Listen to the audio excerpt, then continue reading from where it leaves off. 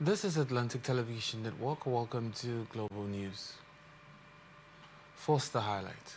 Sheriff unveils free trade zone in Delta State. Wiki condemns military encroachment on federal government land. Tinubu orders expansion of power projects. FG decries diversion of Frontier Exploration Fund. Syria gets to join US-led coalition against IS group. Super Eagles camp gets 18 players for Gabon match. Simi earns foreign certification with Duduke hit song.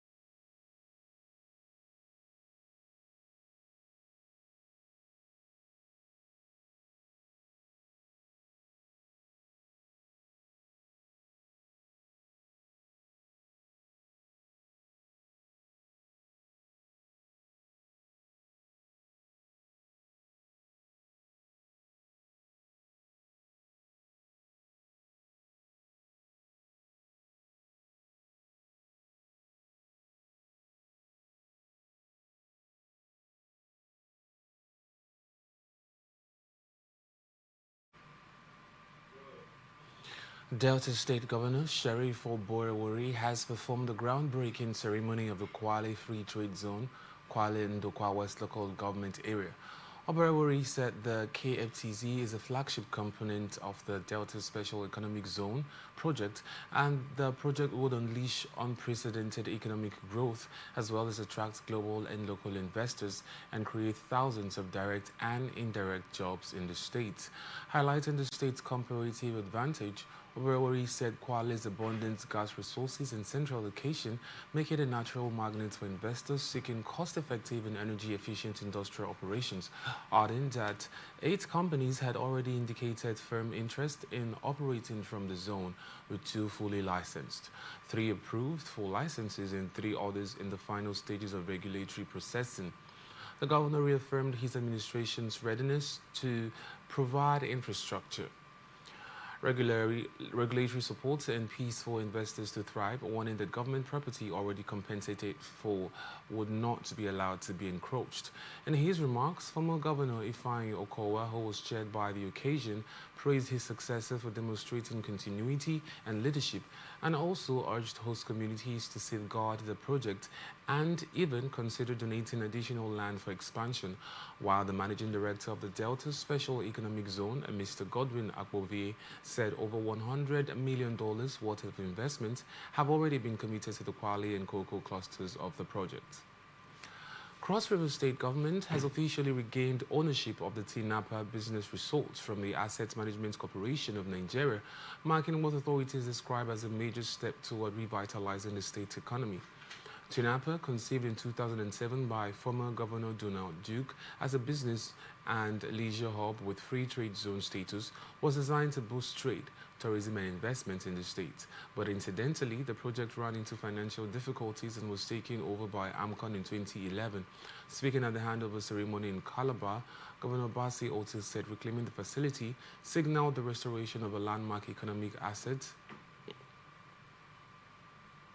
and the revival of a bold development vision, stressing that Tinapa once showcased Cross River's potential for investment-driven growth, and said his administration, under its People First agenda, would reposition the free zone as a hub for trade, tourism and creative enterprise. Also described the handover as a collective victory, commending past leaders who pioneered the project, current officials who negotiated its return, and future generations who stand to benefit, and also expressed appreciation to the federal government and other stakeholders for facilitating the transition, saying the development would herald a new economic dawn for the state. Reflecting on the project's origins, O2 said Tinapa's establishments transformed the state's state's profile nationally and internationally, emerging as a daring landmark that redefined perceptions of Cross Rivers. Action People's Party APP Imo State Chapter has condemned in strong terms the outrageous killings of 2 persons by murderous elements masquerading as officials of the Imo State Environmental Transformation Commission and TRACO. The alleged killings were discovered through a traumatizing video clip circulating on various social media platforms. The party said it is deeply shocked and outraged by the recurring incidents of loss of lives of innocent Imo citizens occasioned by the alleged recklessness and unchecked activities of NTRACO officials, which appear to have become a norm and pattern in the state. According to the party, the latest incident, which occurred at St. Mulumba by Akachi Road, near First Bank in Owerri, serves as a stark reminder of the All Progressives Congress, APC-led government's reckless disregard for human life and the rule of law.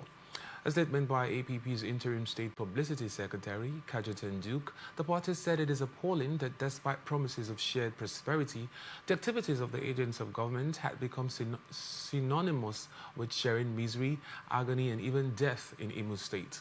The opposition party demanded a thorough investigation into the incident and wants those responsible to be brought to justice, adding that the people of Imo State deserve better than to live in fear of being killed by those who want to protect them. Imo State Governor Hope Uzodinma has suspended all activities connected to the operations of Imo State Environmental Transformation Commission and TRACO till further notice.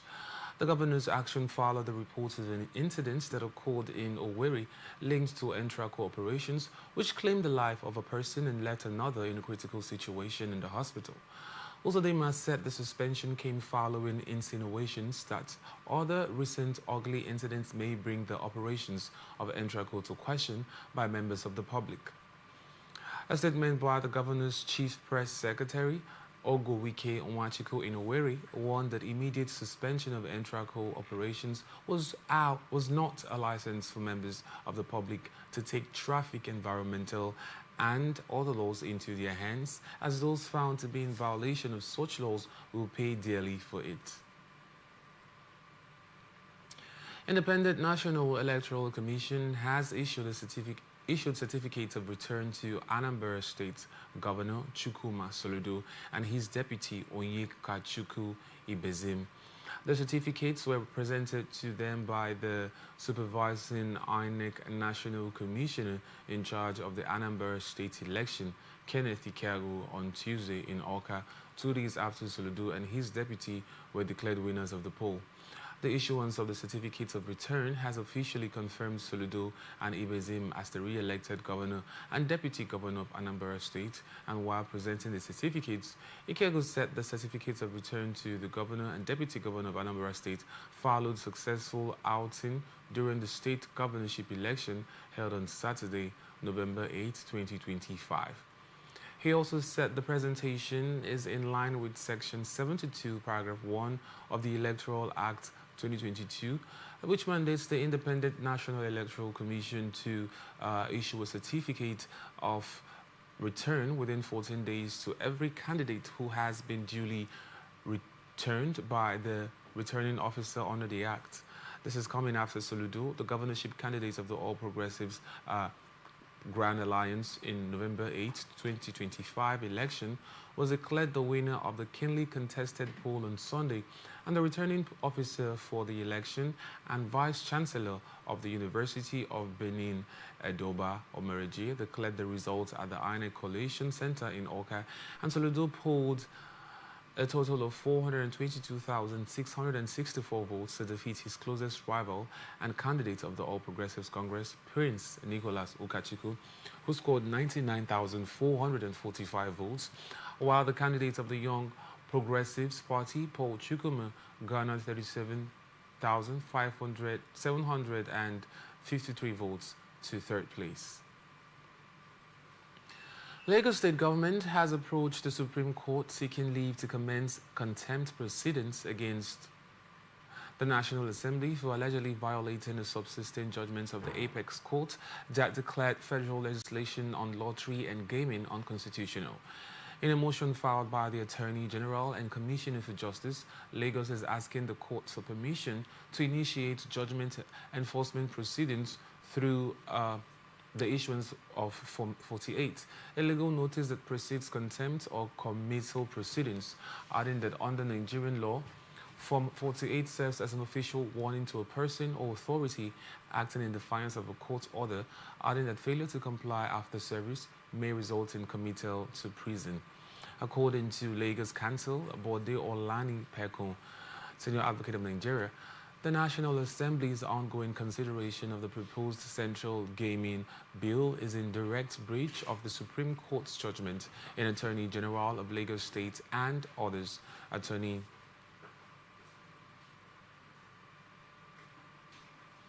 versus Attorney General of the Federation and others, delivered on November 22nd, 2024, and argued in a supporting affidavit that several provisions of the bill, particularly clauses 7 and 21 to 64, deal with lottery and gaming matters.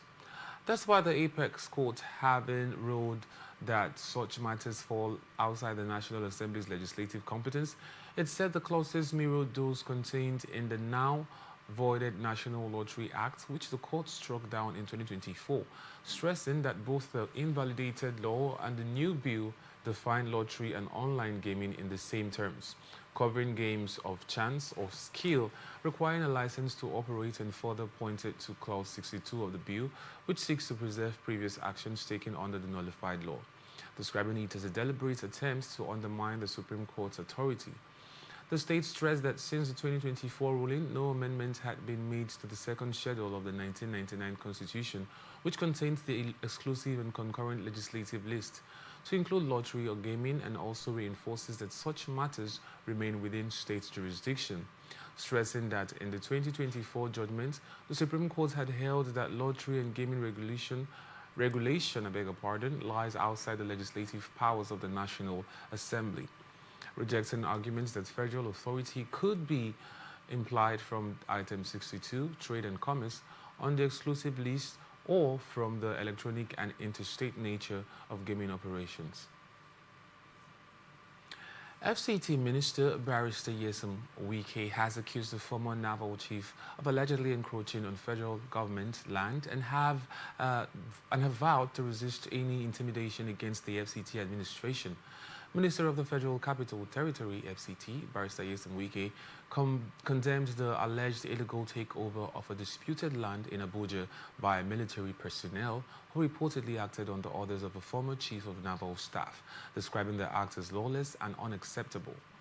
Wike, who personally visited the site on Tuesday after receiving reports that soldiers had driven away FCTA officials enforcing development control directives, said no individual, no matter their former position, would be allowed to intimidate government authorities or obstruct enforcement of the law. Special officer. Nobody does that. We did not carry anybody. The man took the we will not allow because he was chief of naval and then he used to carry land. Sir, everything was acquired legally. Will you stop sir, that? You get Will you stop that? Sir, I'm an officer, I have integrity. Shut up, your mouth, put up, sir. I will not shut up. Will you get up? Sir, I won't shut up. Sir, I was in school, you're not in school. Sir, you can't shut Will me you keep quiet? Get me a big fool. I'm not You are a big fool. I'm not a fool, You sir. can shoot anybody like that. Sir, I'm not You a are fool. who are you? I am not a fool, sir. As at the time I graduated, you were in primary school. I'm acting on orders. For which order? You will see whether you will not be here. Sir, you can't call me a fool. Go and put up your I'm an officer. I'm not a fool, sir. I'm an officer. You will have killed everybody here. No, we won't kill anybody. We won't kill anybody. We are acting on orders.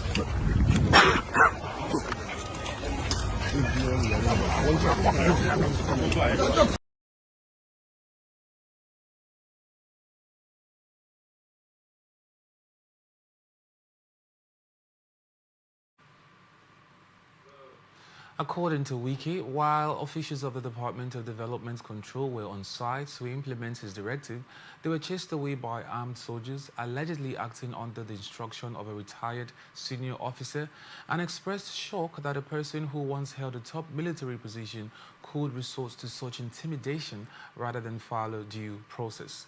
Wiki also disclosed that when the FCTA officials demanded documents to justify the occupation, none were produced, adding that the FCT administration would not tolerate the misuse of military power to obstruct legitimate urban regulation, stressing that the rule of law must apply to all, no matter how powerful those involved may be.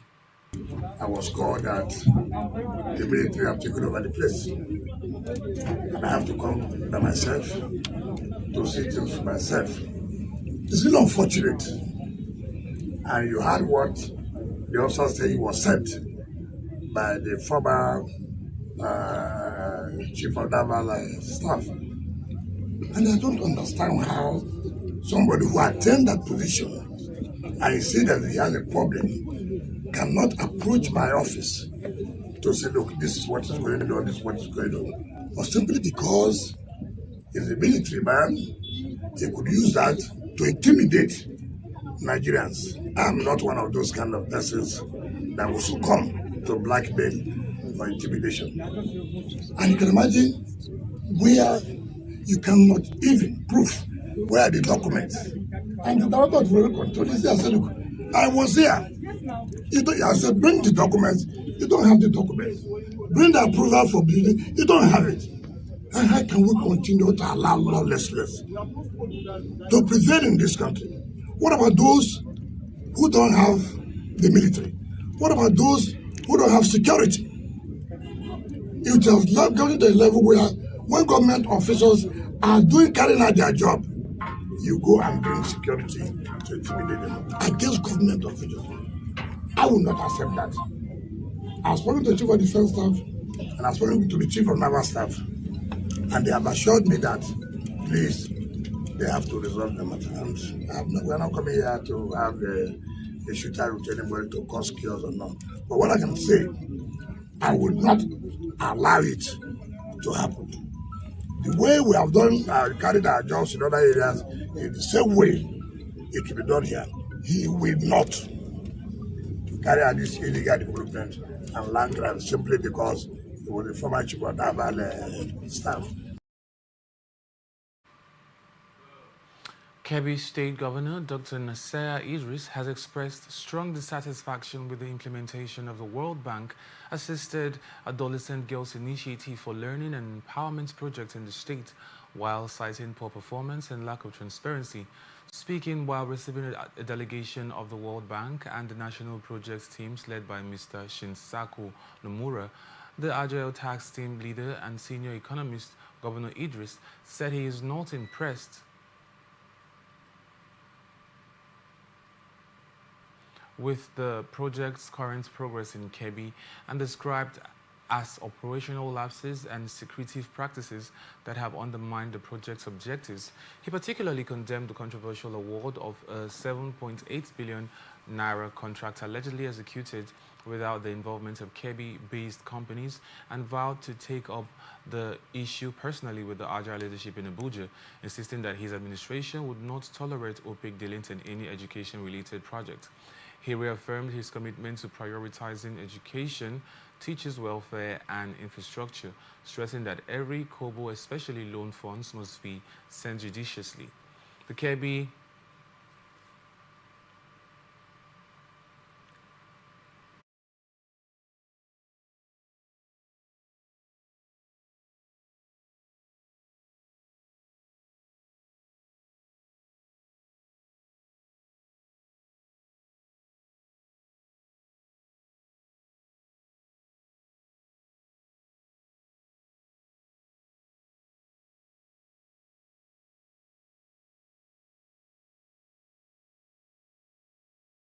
executive officer also expressed concern over stalled projects such as the one along the Gwandu axis and called for renewed commitment from all partners to ensure effective delivery of Agil's goals, stressing that the delegation inspected several school sites and interacted with teachers, students, and community leaders to identify gaps and areas needing improvement. Kebbi State Police Command has arrested a suspected bandit in Ilo district of Bagudo local government area of the state and also recovered 2 locally made firearms and 4 cartridges in a sting operation based on credible intelligence. A statement by the spokesperson for the command, CSP Nafiu Abubakar, on Tuesday said the arrest was made on November 9, 2025 after a swift operation led by the divisional police officer of Ilo, who acted on actionable intelligence. He said the operation conducted alongside local vigilantes at Tonga Gwani village led to the arrest of 27-year-old Buba Gaba, a resident of Takalafia village in Suru local government area, while the injured vigilante was immediately taken to a nearby medical facility where he is receiving treatment currently. Upon searching the suspects, the operatives reportedly found 1 locally made gun, 1 local barrel pistol, and 4 cartridges in his possession. And in his reaction, the State Commissioner of Police, CP Bello Sani, commended the DPO and his team for their professionalism, intelligence-driven approach, and synergy with local vigilantes. He further said the case will be transferred to the State Criminal Investigation Department, SCID, in Berlin, KB, for a thorough investigation aimed at uncovering the suspect's network and modus operandi, as well as apprehending his accomplices, and further reiterated its commitment to intensifying operations against banditry and other forms of violent crime across the state, assuring residents that proactive measures are in place to ensure their safety. Chairman of the Sokoto State Pilgrims Welfare Agency, Aliyu Musa, has commended President Bola Tinubu for his efforts to reduce Hajj fares for the 2026 pilgrimage to Saudi Arabia. Musa, who disclosed this in Sokoto through the agency's Director of Administration, Ladan Ibrahim, urged intending pilgrims to hasten their payments before the December 5, 2025 deadline, adding that the National Hajj Commission of Nigeria had declared a substantial downward review of the Hajj fare for the 2026 pilgrimage.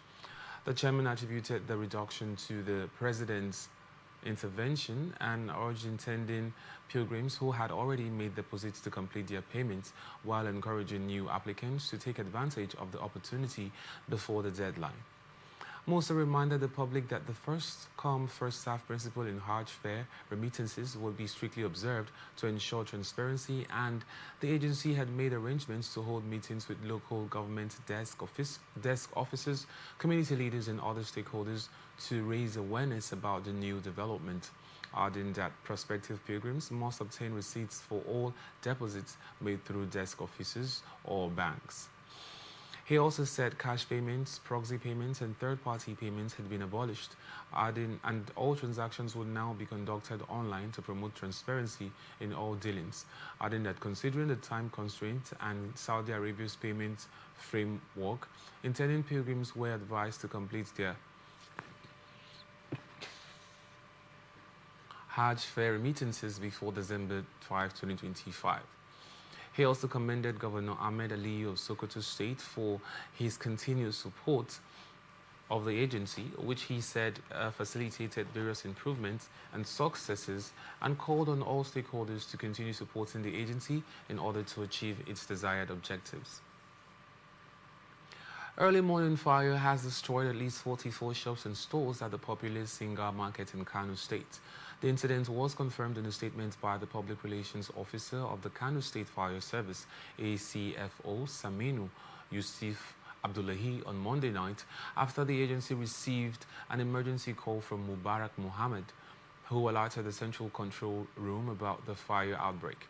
Abdullahi said 25 temporary shops attached to the front of the building and 19 stores on the upper floor were completely destroyed, and adding that the rescue operation was challenging due to poor road access caused by trailers parked along the route, which delayed movement to the scene.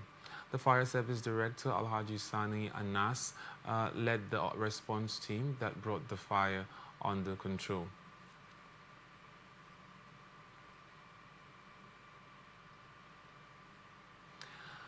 President Bola Tinubu has directed the expansion of ongoing power infrastructure projects under the Presidential Power Initiative (PPI) to be implemented in 3 district phases as part of his administration's renewed commitments to achieving stable, reliable and affordable electricity across Nigeria.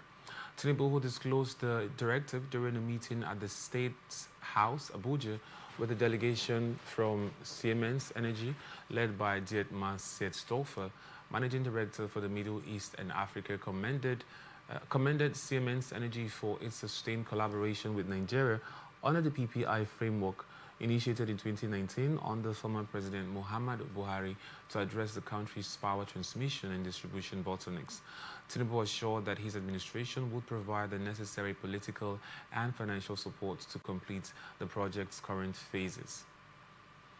Senator Orji Uzo Kalu has confidently predicted that President Bola Tinubu faces no serious challenger in the 2027 presidential election, and he declared his support for President Bola Tinubu. He said within the All Progressives Congress APC, Tinubu is the sole presidential candidate who will be mandated after the 2027 election to serve full 8-year tenure. Speaking to Senate correspondents before Tuesday's plenary, Kalu dismissed the chances of opposition figures such as Atiku Abubakar and Peter Obi, adding that none of them can defeat Tinubu. Whether President Tinubu will win 2027 election, has he got any person contesting against him? The election is Tinubu versus Tinubu, like it was Soludo versus Soludo. You saw it, and I said it before. People say, "Are you Abga?" Let me tell you, if you read the meanings, I have not seen any coalition opposition against President Tinubu. The president have no opposition. We have our party is fully on ground. Our party is fully with the people. Our party is fully justified with people. So we have people on ground. Nobody can say that we don't have the people on ground. But we will continue. Let me be honest with you. We will continue doing things we can do to help the Nigerian public. Let me be honest with you. You know, I am a businessman. I'm feeling all the pains, and I'm taking all the glory also. You will find out that the economy is growing. Macroeconomy is doing very well, but the microeconomy is not doing very well. It's the microeconomy is the problem. So, and this is why you see the Chief of Defense Staff, the newly sworn Chief of Defense Staff, the service chiefs, and all the rest of them are fighting very hard to drive away this bandit.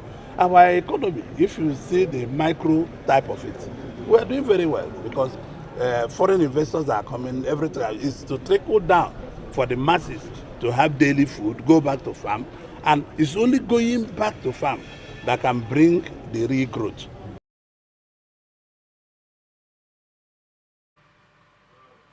On political dynamics, Senator Kalu clarified that no governor has been forced to defeat to the ruling All Progressives Congress, but acknowledged the steady influx of politicians voluntarily joining the APC from other parties. While addressing national security concerns, Kalu referred to recent comments by former U.S. President Donald Trump on Nigeria's violence, adding that both Christian and Muslim faithful have suffered amid ongoing terrorist attacks. Did what Donald Trump say, is he a lie? The answer is yes. It's not a lie because Donald Trump said the truth. Nigerians are being killed, whether they are Christians or Muslims. Are they not being killed? If they kill people in Plateau, they go to a church in Plateau, those they will kill are Christians.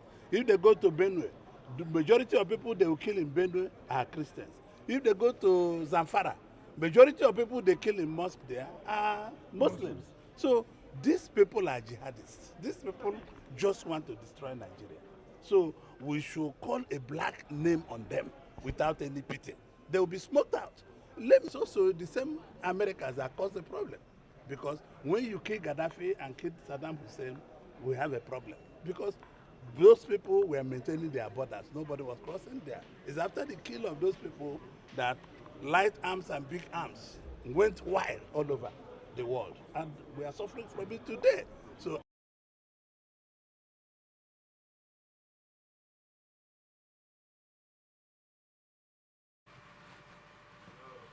Speaker of the House of Representatives, Honorable Abbas Tajuddin, has assured that the proposed National Digital Economy and E-Governance Bill will redefine the workings of government and citizens' access services, as well as create a smarter and more transparent technology and accountability in governance. Abbas disclosed this at a one-day public hearing on National Digital Economy and E-Governance Bill 2025, organized by the Joint Committee on ICT and Cybersecurity of Senate and House of Representatives. The Speaker, who was represented by Honorable Ishaq Akinlade, said legislation is not just about enacting new laws, but about redefining how government operates and how citizens access services, adding that digital transformation has become a national necessity that is central to Nigeria's economic competitiveness, accountability, and national security.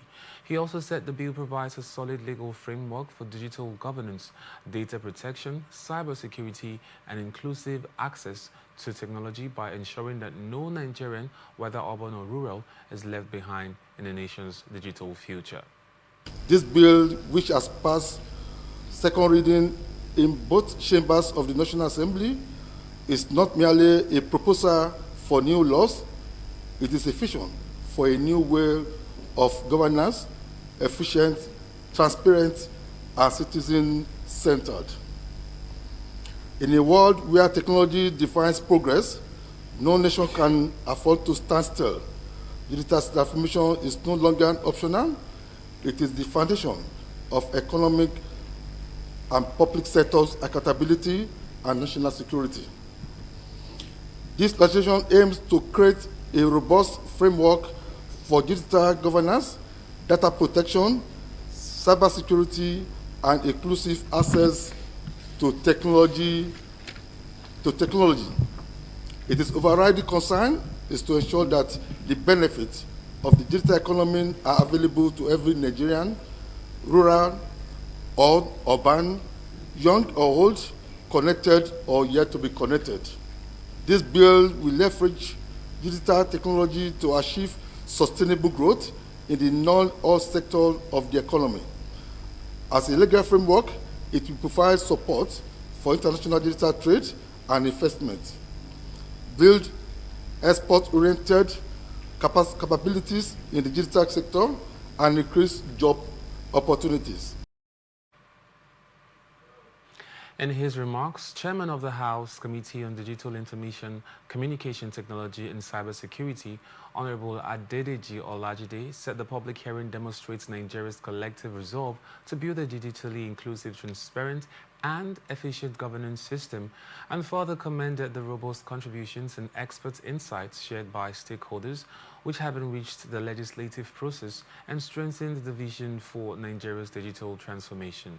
Today's public hearing has demonstrated once again our collective resolve to build a digitally inclusive, transparent, and efficient governance system for our nation. The rich contributions, robust debates, and expert insight will be shared by all stakeholders. Will not only demonstrate how deepen our understanding of the bill, but also to strengthen our shared vision for Nigeria's digital transformation. To the Honorable Minister, head of agencies such as NIDA, NIMSI, NCC, Galaxy Backbone, NIPOST, and all of their head of agencies here present, and all the civil society representatives.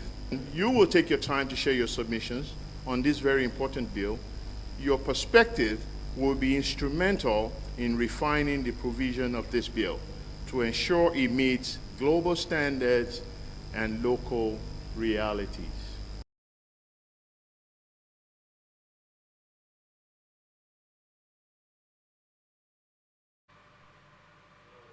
The Minister of Communications and Innovation and Digital Economy, Dr. Bosun Tijani, assured the assent of the President to the bill once passed by the National Assembly, stressing that the proposed legislation will deepen infrastructure and open up Nigeria's economy.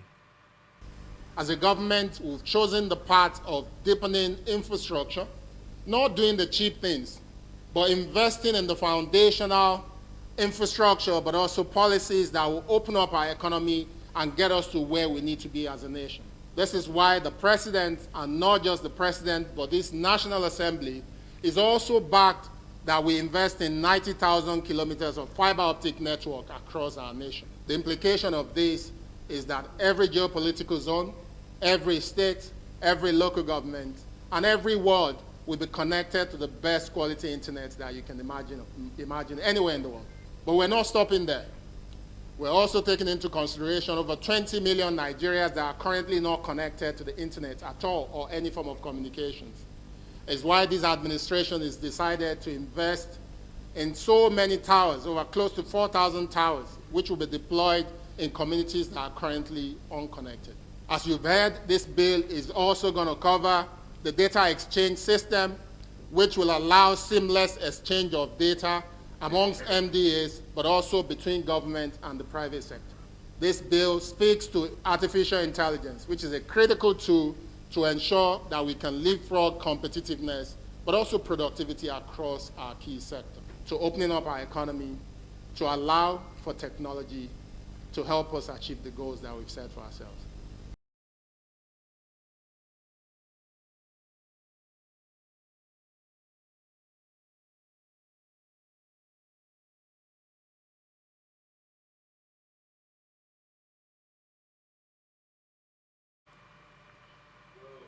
Earlier in his welcome address, the chairman of the Senate Committee on ICT, Senator Shuaib Afolabi Salisu, said the legislation, when passed into law, will be the first in Africa to address digital economy and e-governance business activities. NAS. Protesters demand Senate confirmation of NERC chairman nominee. Protesters stormed the National Assembly on Tuesday, urging the Senate to expedite the confirmation of President Bola Tinubu's nominee for chairman of the Nigerian Electricity Regulatory Commission, NERC, Abdullahi Ramat. The protesters, made up of Ramat supporters, civil society organizations, and human rights activists, paraded around the parliamentary complex chanting solidarity songs and holding placards with various inscriptions such as President Tinubu did not send nominees to be harassed, and Ramat represents reform in the power sector. Their protest came in response to last month's Senate decision to halt Ramat's confirmation, even after he had been successfully screened by the Senate Committee on Power, led by Senator Eyinaya Abaribe. Addressing journalists, the leader of the protest and spokesperson for the grassroots initiative concept, Ahmed Suleiman, said they had petitioned both President Tinubu and Senate President Godswill Akpabio, alleging that certain vested interests were attempting to block the appointment for political reasons, and warned that allowing political interference to override merit would set a dangerous precedent, where capable Nigerians are denied key national positions due to personal grudges and power struggles. They urged the Senate leadership not to yield to blackmail or manipulation, insisting that confirming Ramat would serve the national interest and support the Tinubu administration's reforms in the power sector. We'll go on a short break now, and when we return, we will continue with the rest of the stories. Please stay with us.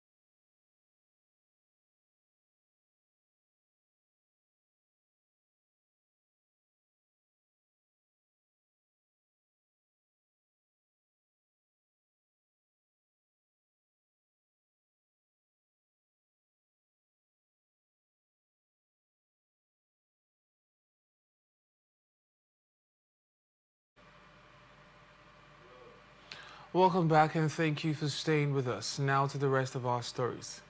Amnesty International says more than 1,800 people, including a monarch, have been killed across Nigeria's southeast region in just 2 years, while accusing both armed separatists and security forces of widespread human rights abuses and unchecked violence during the exchange of gunfire in terrorist attacks. The human rights organization said at least 1,844 people lost their lives between January 2021 and June 2023 in attacks carried out by so-called unknown gunmen, local militias, and state-backed security outfits, which cuts across Abia, Anambra, Ebonyi, Enugu, and Imo states, stressing that the figure was drawn from victim interviews, police reports, and media verification as part of what Amnesty described as a decade of impunity in the country's southeast. In one particular case cited in Amnesty's recent report, gunmen stormed the palace of a traditional ruler, His Royal Highness Eze.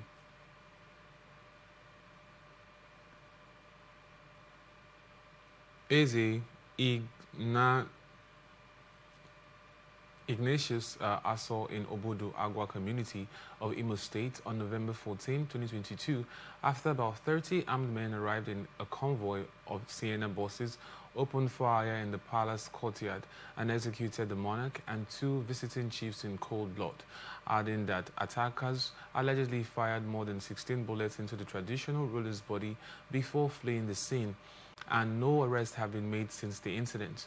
The violence was traced back to 2019 when armed factions began enforcing sit-at-home orders linked to the indigenous people of Biafra IPOB, a banned separatist group agitating for the restoration of the defunct Biafra Republic. While IPOB has repeatedly denied involvement in civilian killings, but Amnesty's findings reveal that various splinter cells now operate independently, launching coordinated assaults in police stations, markets, and public officials. Nigerian military has intensified land and air operations in parts of the north following a threat by United States President Donald Trump to consider deploying American forces to Nigeria over alleged killings of Christians.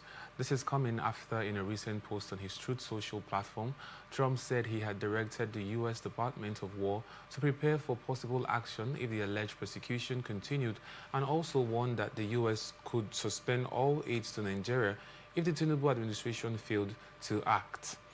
Meanwhile, rival terrorist factions have engaged in violent clashes in the northern region, while more than 50 fighters were reportedly killed in a confrontation between Boko Haram and the Islamic State of West Africa province over territorial control in Abadam local government area of Borno State.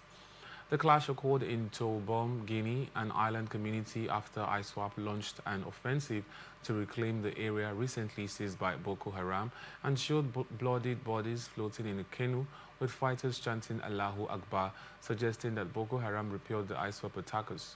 Over 50 ISWAP fighters were reportedly killed and 7 of their boats were seized, while 3 boats escaped with casualties, and it remains unclear whether ISWAP will launch a counterattack. And the clash happened hours after troops of the 135 Special Forces Battalion Sector 2 Operation Hadinkai failed the Boko Haram ambush on civilians in Dose Kora, rescuing 86 victims and arresting 29 suspected logistics suppliers. In a statement by Lieutenant Colonel Sani, said the terrorists attempted to abduct civilians and seize vehicles along the Baratai-Kamoya road before troops intervened, and the terrorists were pursued to Mangari, where troops discovered 11 makeshift structures used as a camp. Minister of Information and National Orientation Mohammed Idris says diplomatic efforts between Nigeria and the United States are yielding results amid recent tensions between both governments, and this comes in the wake of U.S. President Donald Trump's remarks last month in which he alleged that Christianity in Nigeria is facing an existential threat from radical Islamist groups. Posting on his Truth Social platform, Trump claimed that thousands of Christians are being killed and said he had designated Nigeria a country of particular concern, and also directed the Pentagon to draw up options for possible military measures against terrorist groups in Nigeria, while the comments drew condemnation from the FG as well as other global powers. President Bola Tinubu dismissed the allegations, insisting that Nigeria guarantees freedom of religion and protects the rights of all faiths. while China and Russia urged Washington to respect Nigeria's sovereignty.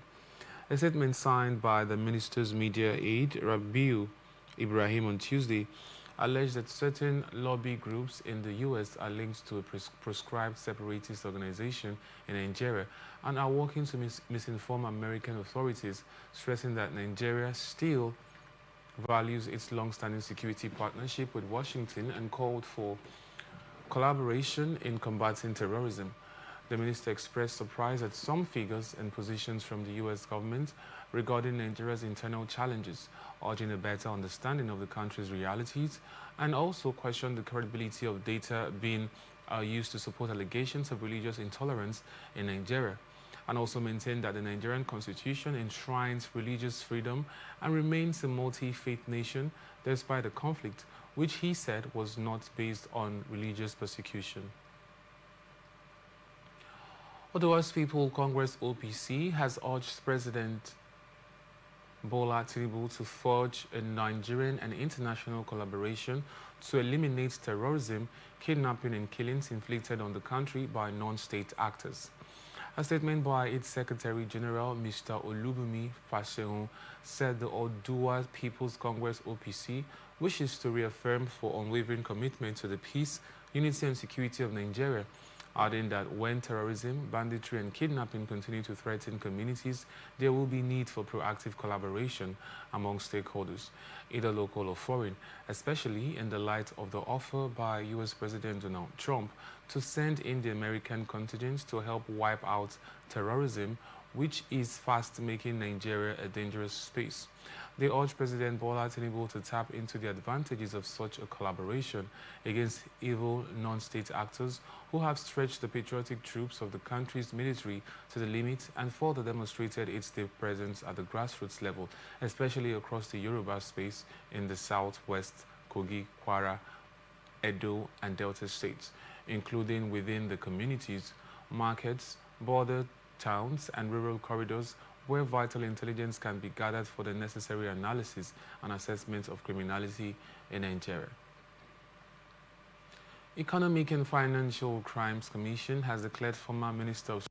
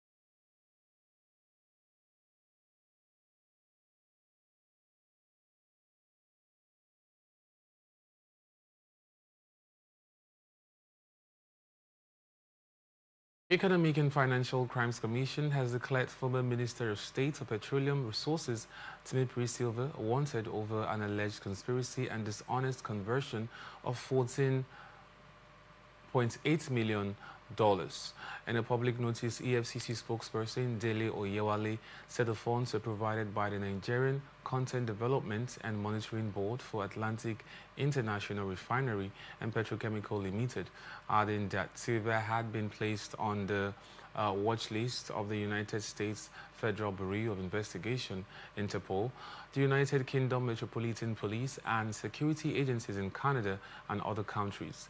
According to his special assistant on media and publicity, Julius Bokoro, Silva is currently away in the United Kingdom, while the EFCC spokesman, Oyewale, said the Commission on November 6, 2025, obtained a federal High Court arrest warrant in Lagos, and Justice D.I. Dipeolu granted the order directing law enforcement to arrest Silva and bring him before the Commission to answer to the alleged criminal offense. This development comes 27 days after the House of Representatives resolved to probe the alleged mismanagement of a $35 million investment by the NCMB in the modular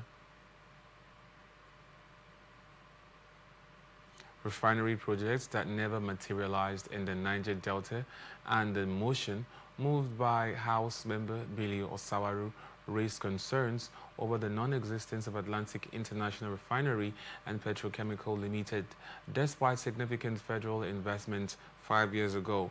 This is coming after stakeholders had petitioned the EFCC in May 2024 to investigate NCDMB's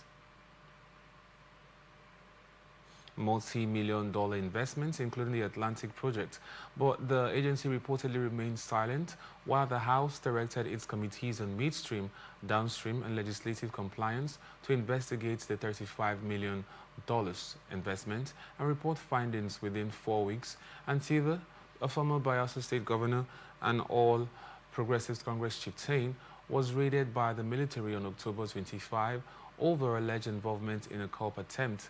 Reacting to the EFCC notice declaring Silva wanted, his media aide Bokoro said the commission did not notify the former minister through formal channels, alleging that the development was politically motivated, and expressed surprise that what was initially described as an alleged coup plot had suddenly become a financial allegation.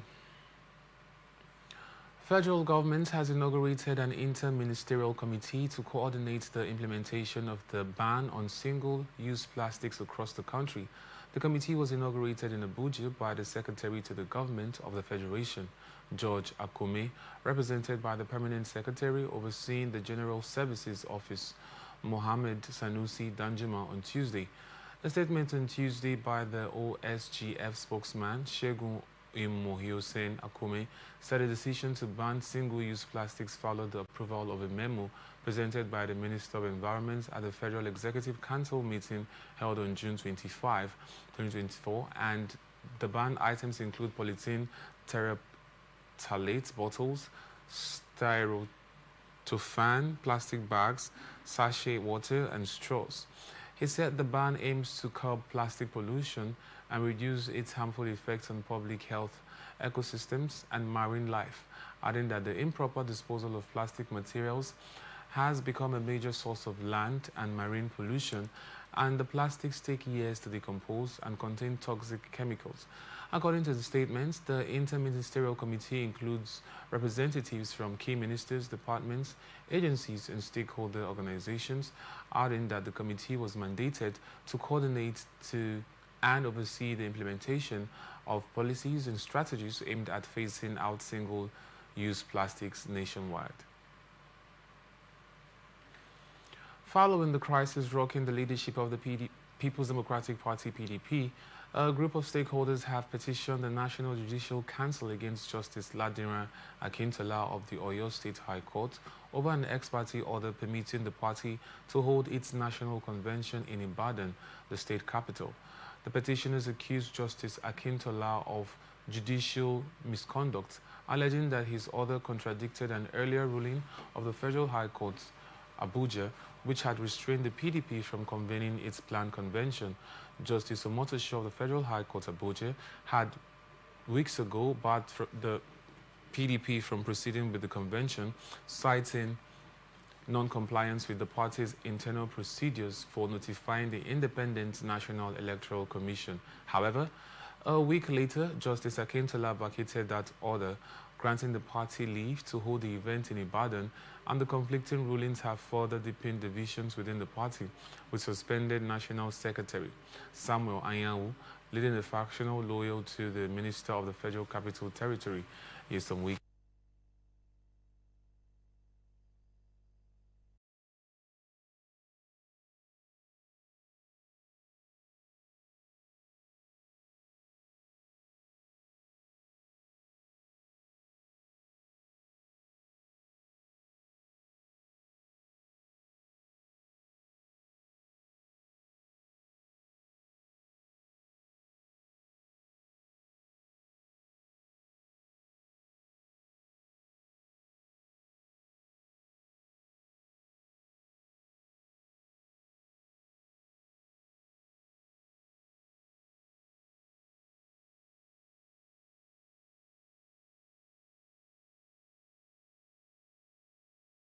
Damagum leads to other camp.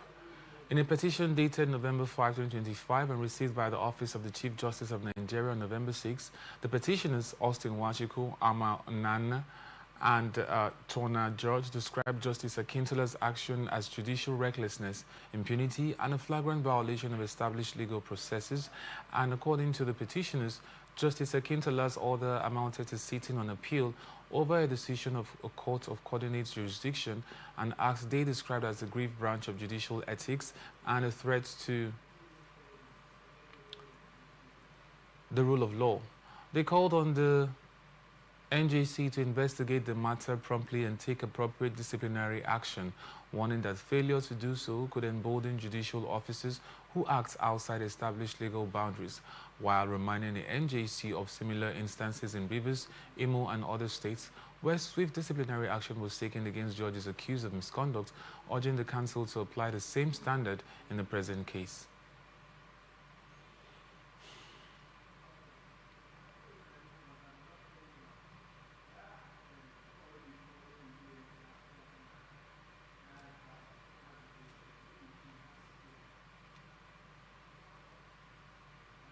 And that's the global news for tonight. Before we go, another look at the major stories. Sheriff unveils free trade zone in Delta State. Wike condemns military encroachment on federal government land. Tinubu orders expansion of power projects. FG decries the diversion of Frontier Exploration Fund. Syria agrees to join US-led coalition against IS group. Super Eagles camp gets 18 players for Gabon match. Simi earns foreign certification with Judicare hit song. I am Francis Neka. Thank you for watching. You can follow us on our social media platforms on Twitter, now X at Atlantic Television, at Atlantic TV Net, Facebook and YouTube at Atlantic Television Network, Instagram at Atlantic TV Network. Remember, peace and unity are the pathways to progress. Thank you for watching. Have a good night rest.